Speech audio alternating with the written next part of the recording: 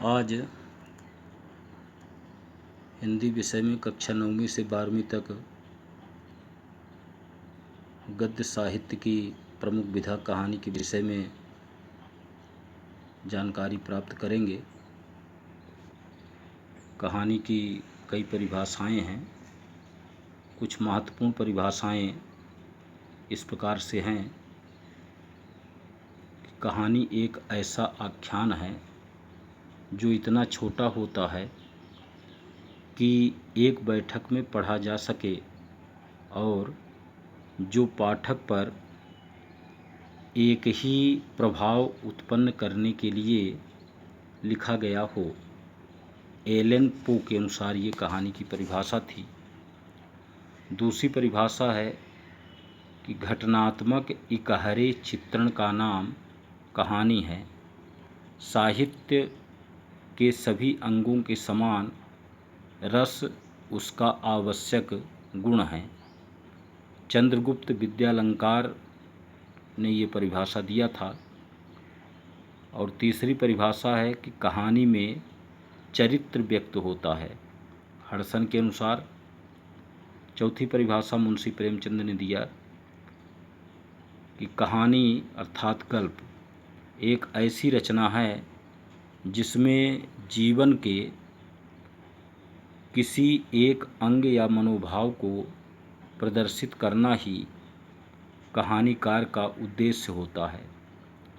इस प्रकार से कहानी की कई परिभाषाएं हैं। 4 महत्वपूर्ण परिभाषाएं प्रेषित हो रही हैं। कहानी की विकास यात्रा, कहानी का विकास कितने चरणों में हुआ, तो कहानी का विकास 4 चरणों में हुआ। प्रेमचंद के पूर्व का जो युग था, पूर्व प्रेमचंद युग के नाम से हम कह सकते हैं। इसका समय था 1910 से पूर्व। और दूसरा चरण था प्रेमचंद युग, जो कहानी का स्वर्ण युग कहा जाता है, 1910 से लेकर के 1936 तक। तीसरा प्रेमचंदोत्तर युग है, 1936 से लेकर के 1950 तक चला। और फिर नई कहानी का युग आया 1950 से आज तक। फिर कहानी के प्रमुख तत्व कथानक अथवा कथावस्तु, पात्र एवं चरित्र चित्रण, तीसरा संवाद या कथोपकथन, चौथा भाषा शैली, पांचवा देश काल या वातावरण और छठवां उद्देश्य।